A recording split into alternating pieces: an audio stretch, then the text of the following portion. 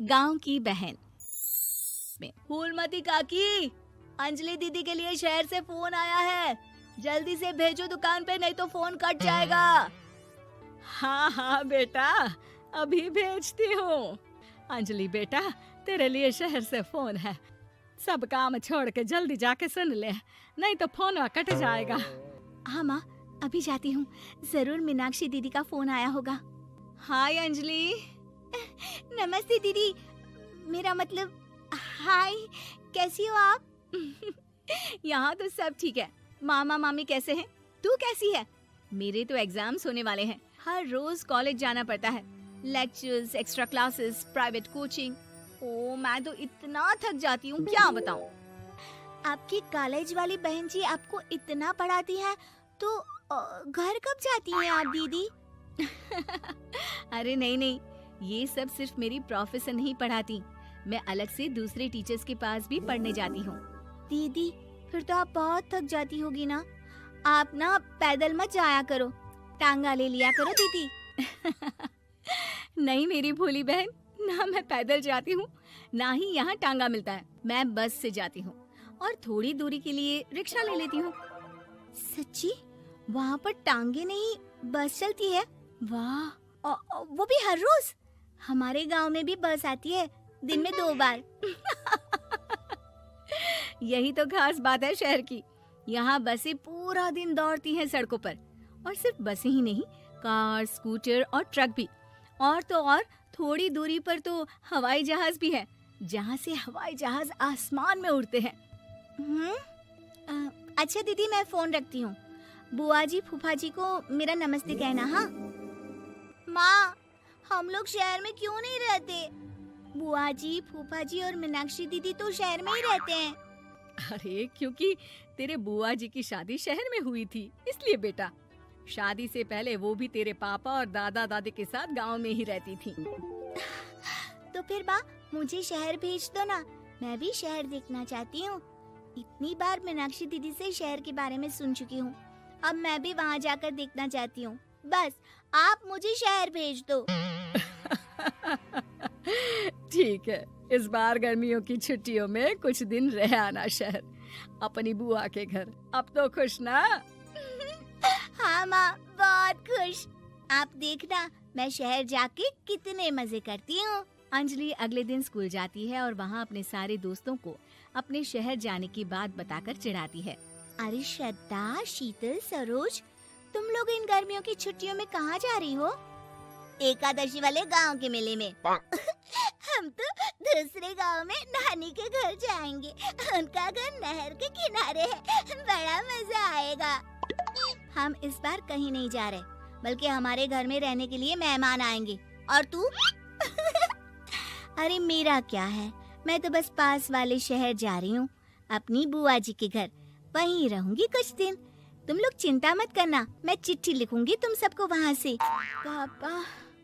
पापा मुझे तो चक्कर आ रहे हैं, जी घबरा रहा है।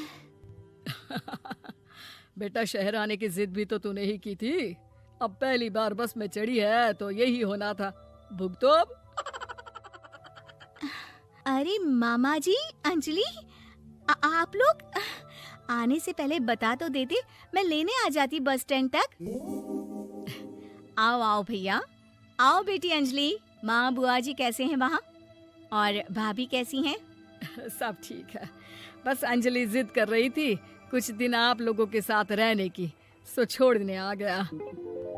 दीदी आप मुझे शहर घुमाने ले जाओ ना, मुझे भी शहर देखना है। हाँ हाँ चल, तैयार हो जा जल्दी से।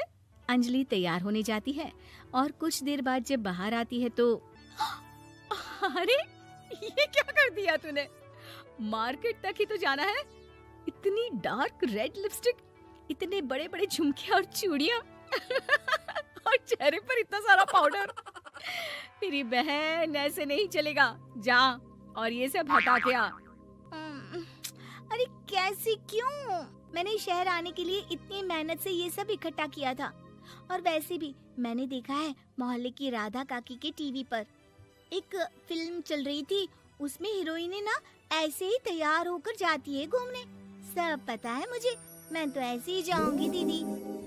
अंजलि शहर की चकाचौंध को देखकर बहुत हैरान और खुश होती है। ऊंची ऊंची इमारतें, सड़क पर दौड़ती गाड़ियाँ, बड़ी बड़ी दुकानें, उसकी एक्साइटमेंट का ठिकाना नहीं था। दीदी, ये छोटा सा कमरा सड़क के किनारे क्यों रखा है? इसमें कौन रहता होगा? ये कमरा नहीं, पीसीओ है, पीसीओ। यहाँ पर लोग फोन करने आते हैं, सिक्का डालकर। ओह, हमारे गांव में तो दुकान पे ही जाते हैं बात करने। अच्छा चल, तुझे रेस्टोरेंट में खाना खिलाने ले चलती हूँ। Excuse me, 2 plate noodles please and 2 Cola. Meenakshi को ऑर्डर प्लेस करते हुए अंजलि बहुत ध्यान से देखती है और थोड़ी ही देर में ऑर्डर लेकर वेटर आ जाता है और खाना टेबल पर रख देता है। अरे, ये लंबी लंबी सेवइयाँ खाते कैसे हैं दीदी? और इसके साथ कोई अचार, प्याज, मूली कुछ भी नहीं दिया, बस ये छोटा सा पेट खुजाने वाला दे दिया है। गांव में तो छोटे छोटे चावल ही होते हैं जो कि हाथ से ही खा लेती हूँ। अब इसे कैसे खाऊं दीदी? एक्सक्यूज मी, एक चम्मच प्लीज, और लिटिल प्याज और अचार और मूली और एक गिलास मट्ठा, वो बाद में। हाँ, अब ये सब सुनकर आसपास बैठे लोगों को हंसी आ जाती है। मीनाक्षी भी अपनी हंसी किसी तरह रोकने की कोशिश करती है और वेटर मुस्कुराता हुआ वहाँ से चला जाता है। अंजलि समझ नहीं पाती कि सब किस बात पर हंस रहे थे, लेकिन वो छिप जाती है। दीदी, मुझे लगता है कि मुझे इन सेवइयों को ऐसे ही खा लेना चाहिए, इसी पेट खुजाने वाले कांटे के साथ। एक काम कर, तू मुझे खाते देख, जैसे मैं खाऊं तो भी वैसे ही खा ले।